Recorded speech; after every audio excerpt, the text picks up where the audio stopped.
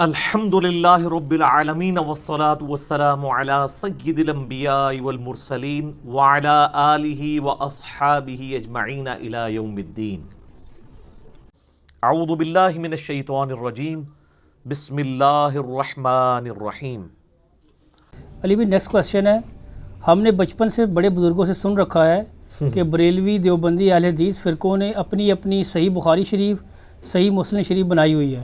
کیا یہ بات واقعی درست ہے؟ یہ کہانی شریف ہے. یہ ایک سازش تھی تاکہ آپ بخاری مسلم پڑھیں ہی نہ. جب آپ کو شروع میں پچ کھود دی گئی ہے کہ ساروں نے اپنی اپنی بنائی ہوئی ہے تو آپ کہیں گے پتہ نہیں کس کی صحیح ہے کس کی غلط ہے. سر دنیا میں جس طرح قرآن ایک ہے نا، صحیح بخاری صحیح مسلم بھی ایک ہی ہے.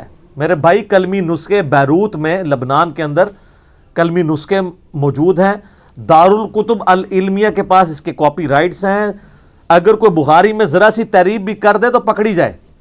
افریقہ میں جو بخاری ہے، جو انڈونیشیا میں ہے، ملیشیا میں ہے، چاہے وہ رشیا کے اندر ہے، ایک ہی بخاری دنیا کے اندر. یہ ہو سکتا ہے کہ حدیث کے نمبر میں کسی نے صحابہ کرام کے اقوال کو نمبرنگ کر دی ہو تو وہ آگے پیچھے نمبر ہو جائیں. الفاظ جو ہے نا وہ ایک ہی ہیں. قرآن کی آیات کے نمبر بھی بعد میں لگے ہیں. حدیثوں کی بھی سٹینڈرڈائزیشن نمبرنگ کی اب ہوئی ہے، لیکن حدیثیں وہی ہیں. آپ کو اس چیپٹر والی حدیث ضرور مل جائے گی. یہ بالکل کہانی ہے. اس کے پیچھے سازش یہ تھی کہ جب آپ یہ کہہ دیں گے ساروں کی اپنی اپنی ہے تو آپ کہیں گے اس کا مطلب ریلائبل چیز ہی نہیں ہے. جس طرح کرسچنس کے بارے میں ہے کہ ان کو اب کلیئر ہی نہیں ہے کہ وہ کون سی بائبل صحیح والی بائبل ہے. یہ بالکل جھوٹ ہے. اور ہم تو کہتے ہیں آپ جس فرقے سے ہیں اسی کی بخاری شریف پڑھ لیں. اللہ کے فضل سے سب سے پہلے آپ کو پتہ چلے گا وہی فرقے اپنی والی بخاری پہ ہی نہیں چڑھ رہا. کتنے لوگ ہیں جنہوں نے بریلوی دیوبندیوں کی ہی چھپی بھی بخاری شریف مسلم شریف پڑھ کے سنت کے مطابق نماز شروع کر دی ہے اللہ کے فضل سے. تو یہ بالکل جھوٹ ہے، مت ہے. ٹھیک ہوگا. ٹھیک. نیکسٹ کوشچن ہے. ہم نے بچپن سے بڑے بزرگوں سے سن رکھا ہے بزرگوں کہ اگر دائیں پاؤں کا انگوٹھا اپنی جگہ سے نماز کے دوران ہل جائے تو نماز ہی ٹوٹ جاتی ہے. کیا یہ بات درست ہے؟ اللہ تعالیٰ تھوڑے بزرگوں نے سامنے بچپن سے سن رکھا ہے. یہ بھی کہانی ہے جی. یہ اتنی بڑی کہانی ہے کہ اس کہانی کے پیچھے کوئی بھی نہیں ہے. حتیٰ کہ فقہ حنفی کی کتابوں میں لکھا ہے کہ یہ بالکل جھوٹی بات ہے، پبلک میں مشہور ہے. بخاری شریف میں حدیث ہے، عبداللہ ابن عباس کہتے ہیں کہ ایک رات نبی علیہ السلام اٹھ کے نوافل پڑھ رہے تھے تو میں آپ علیہ السلام کے پاس ہی سویا ہوا تھا. تو میں بھی اٹھا تو میں بھی نبی علیہ السلام کے پیچھے اب میں نے نفل نیت کر لیے. تو آپ کی میں بائیں جانب کھڑا ہوا تو نبی علیہ السلام نے مجھے نماز میں یوں کان سے پکڑا اور یوں پیچھے سے لا کے دائیں طرف کھڑا کیا. انگوٹھا کے پورے قدم ہی چوک چڑھے. اور یعنی آپ نے نماز میں تلقین کی کہ اس طرف کھڑا ہونا. تو انگوٹھا ہلنے سے کچھ نہیں ہوتا. بعض لوگ کہتے ہیں سجدے میں اگر پاؤں اٹھ گئے تو نماز نہیں ہوگی. پاؤں مسلسل اٹھے رہے پھر تو نماز نہیں ہوگی، کیونکہ بخاری مسلم میں حدیث ہے کہ مجھے اللہ نے حکم دیے 7 اعضاء پہ سجدہ کرنے کا، 2 ہاتھ، 2 گھٹنے، 2 پاؤں اور ایک یہ پیشانی اور ناک. تو ظاہرہ ایک بندہ ہوا میں یوں سجدہ کر رہا ہے، الا یہ کہ بیمار ہو یا کوئی مریض ہو وہ الگ بات ہے، تو اس کی نماز تو نہیں ہوگی. پاؤں اگر کسی کے سجدے میں اٹھ گئے کوئی مسئلہ نہیں، نیچے لگا لے. کم از کم 3 تسبیحات کے برابر اس کے قدم لگے ہونے چاہیے. اگر آپ کے پاؤں اٹھے ہیں فوراً نیچے لگائیں اور یہ انشور کریں کہ کم از کم 3 دفعہ سبحان ربی الاعلیٰ پڑھتے ہوئے اتنی دیر میرے قدم نیچے لگے رہیں تو نماز ہو جائے گی. اٹھنے سے کوئی نماز نہیں ٹوٹتی. ہاں مسلسل اٹھے رہیں تو پھر ظاہر ہے آپ نے سجدہ ہی پورا نہیں کیا. تو یہ بالکل مت ہے، جھوٹ ہے. اگلا کوشچن ہے. شیخ زکریا کاندھلوی صاحب نے فضائل حج میں لکھا ہے کہ بعض لوگ ایسے بھی ہوتے ہیں کہ خانہ کعبہ خود ان کی زیارت کے لیے جاتا ہے. کیا یہ بات درست ہے؟ کہانی شریف ہے جی. خانہ کعبے کو کیا ضرورت ہے کسی کی زیارت کرنے کی؟ تو وہ اصل میں یہ بتانا چاہتے ہیں کہ جی پھر وہ آپ کو کہانی بھی کرائیں گے. وہ کہیں گے ترمذی میں ابن ماجہ میں حدیث ہے نا کہ نبی علیہ السلام نے کہا کہ اے کعبہ تیری خوشبو بڑی پیاری ہے لیکن ایک مومن کی حرمت اللہ کے نزدیک تو اس سے بڑھ کے ہے. تو سر وہ ہر مومن کی حرمت بڑھ کے ہے لیکن کسی مومن کا طواف نہیں ہو سکتا. ہمارے نزدیک تو ہم اگر یہ کہیں کہ ہم نبی علیہ السلام کی عظمت خانہ کعبے کی عظمت سے بڑھ کے سمجھتے ہیں لیکن نبی علیہ السلام کا طواف تو نہیں کر سکتے. شرعی حکم تو اپنی جگہ رہے گا، اینالوجیز تو نہیں بنے گی. ہمارے نزدیک نبی علیہ السلام کا مرتبہ حضرت آدم علیہ السلام سے زیادہ ہے لیکن کوئی فرشتہ نبی علیہ السلام کو تو سجدہ نہیں کرے گا. آدم علیہ السلام کو اللہ تعالیٰ نے علم منوانے کے لیے کیا، ہم بھی نبی علیہ السلام کو نہیں کر سکتے سجدہ. تو اس طریقے سے یہ بھی یعنی کہانیاں مشہور کی ہوئی ہیں انہوں نے. عجیب و غریب قسم کی باتیں مشہور کر دیتے ہیں اور بس وہ آپ کو ٹرک کی بتی کے پیچھے لگا دیتے ہیں. آپ لگے رہیں. اس طریقے سے کبھی دین ثابت نہیں ہوتا. کون سی بات پوچھ رہے تھے وہ یہ کہہ رہے تھے کہ فضائل حج میں لکھا ہے کہ خانہ ہاں کعبہ خانہ کعبہ زیارت کو آتا ہے. سر نہیں آتا. میں یہ کتابوں کا خدا اور ہے، بابوں کا خدا اور. میں آپ کو کتابی بات بتاتا ہوں، بخاری میں موجود ہے پوری صلح حدیبیہ والی حدیث. آپ پتہ نبی الاسلام کو مشرکین عرب نے مکہ جانے سے روک دیا، تو نبی الاسلام حدیبیہ کے موقع پر معاہدہ ہوا. صحابہ کرام اتنے غمگین تھے کہ نبی الاسلام نے 3 دفعہ فرمایا کہ احرام اتار کے اپنے قربانی کے جانور یہیں ذبح کرو اور احرام کھول دو، ہم اگلے سال معاہدے کے مطابق آئیں گے. صحابہ کرام نہیں کھول رہے. ام سلمہ کے پاس نبی الاسلام خیمے میں گئے اور کہا کہ میں نے مطلب ان کو کہہ رہا ہوں یہ میری بات ہی نہیں مان رہے. یہ بخاری شریف ہے، مولانا شریف نہیں. صحابہ کرام کو قلق ہی اتنا تھا، تو حضور کے ساتھ لاڈ میں وہ ایسا کر رہے تھے. حضور کو سختی سے نہیں کہہ رہے تھے، لیکن ماننا تو چاہیے تھا. ام سلمہ نے کہا یا رسول اللہ چھوڑ دیں، آپ اپنا جانور قربان کریں، اپنا احرام کھول دیں، یہ دیکھیں سارے کیسے کرتے ہیں. ہائے ہائے ہائے. اور ایسے ہی ہوا. حضور علیہ السلام نے کیا، ساروں نے پہلے ایک اٹھا، دوسرا 1400 کے 1400 نے یہ کیا. صحابہ کرام اشک بار آنکھوں سے کہ ہم کعبے کو دیکھ نہیں پائے. 6 سال کے بعد موقع آ رہا تھا کعبے کی زیارت کا، اور وہ صرف کعبہ نہیں تھا، ان کے لیے آبائی وطن بھی تھا، وطن اصلی بھی تھا. تو سر ادھر تو ہونا چاہیے تھا.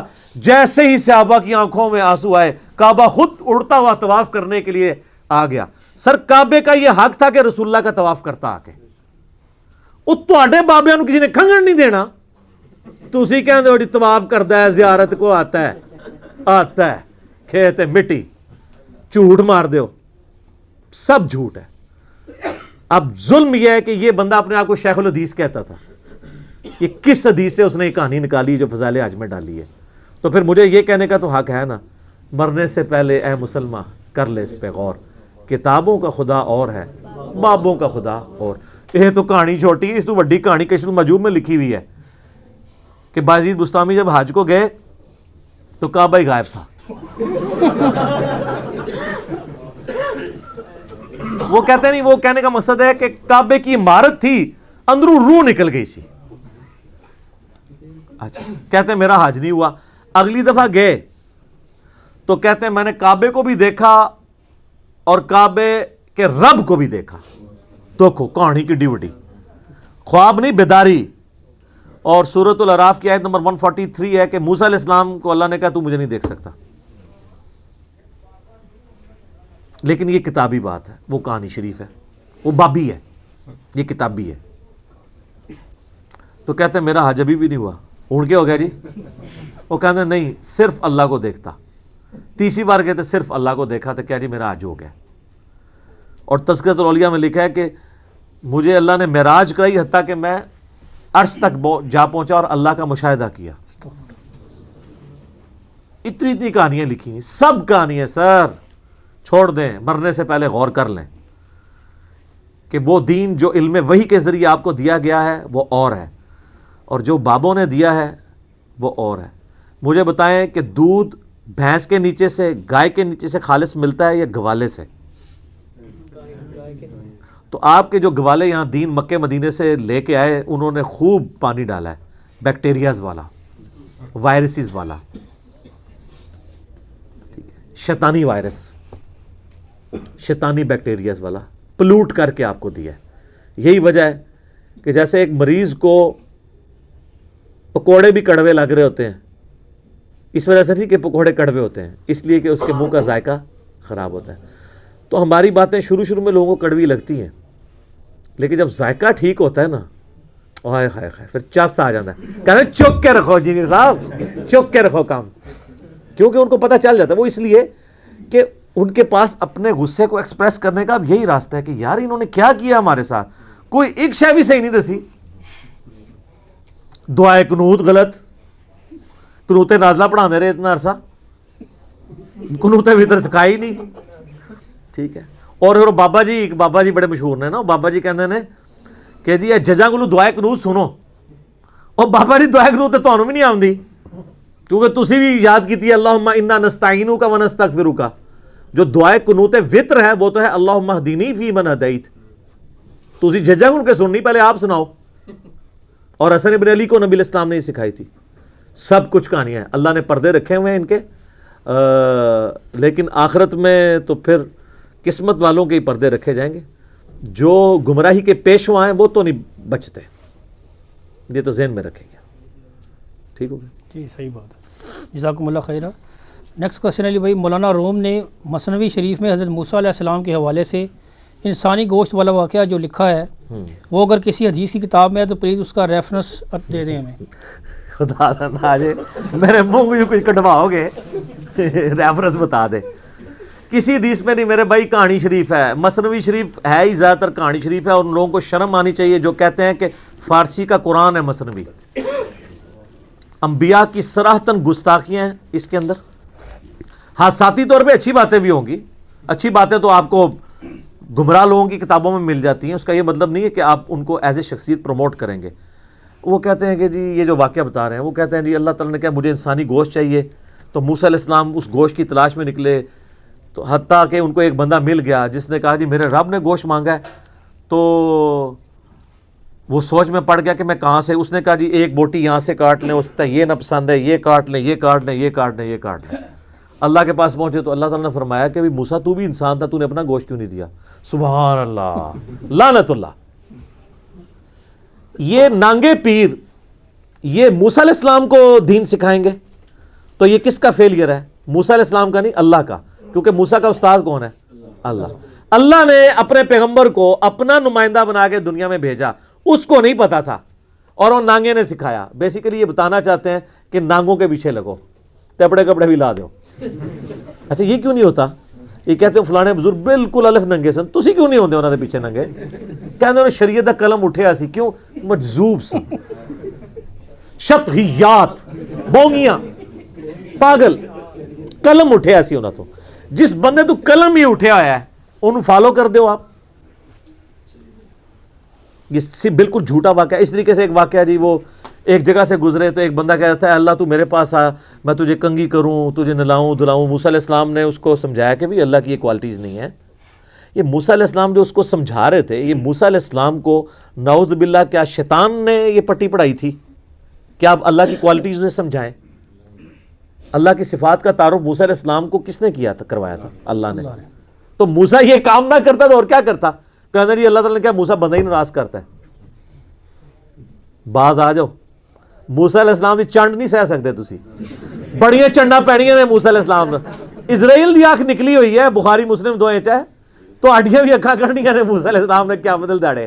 کیا بلاؤ نا کیڑا کیڑا میرے سے واقعات بنتا رہا ہے. اچھا یہ سارے واقعات موسیٰ علیہ السلام کے اوپر ہیں. یہ اس لیے کہ موسیٰ علیہ السلام بنی اسرائیل کے پیغمبر تھے. بنی اسرائیل میں اسرائیلی روایتیں اس طرح کی جھوٹی ملتی ہیں. اے تپھا پیا نا تو انہوں موسیٰ علیہ السلام دا لگ سمجھ جانی سے. تو اس تو پہلے میری ہلکی جی ہے تپھی کھا لو کہ مرنے سے پہلے اے مسلمان کر لے اس پہ غور.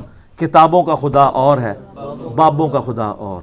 بنی اسرائیل میں بھی بنی ہوئی تھی کیا جی؟ او یار چھڑ دے بھائی، کہانی نہ کراؤ، آگے چلو. اللہ تعالیٰ سے دعا ہے جو حق بات میں نے کہی اللہ تعالیٰ ہمارے دلوں میں راسخ فرمائے. اگر جذبات میں میرے منہ سے کوئی غلط بات نکل گئی اللہ تعالیٰ ہمارے دلوں سے محو کر دے، ہمیں معاف بھی کر دے. کتاب و سنت کی دعوت ہمیں دوسرے مسلمان بھائیوں تک پہنچانے کی توفیق عطا فرمائے. اللہم صلی علی محمد وعلی آل محمد کما صلیت علی ابراہیم وعلی آل ابراہیم انک حمید مجید. اللہم بارک علی محمد وعلی آل محمد کما بارکت علی ابراہیم وعلی آل ابراہیم انک حمید مجید. سبحانک اللہم وبحمدک اشہد ان لا الہ الا انت استغفرک واتوب الیک وما علینا الا البلاغ المبین. جزاکم اللہ خیرا.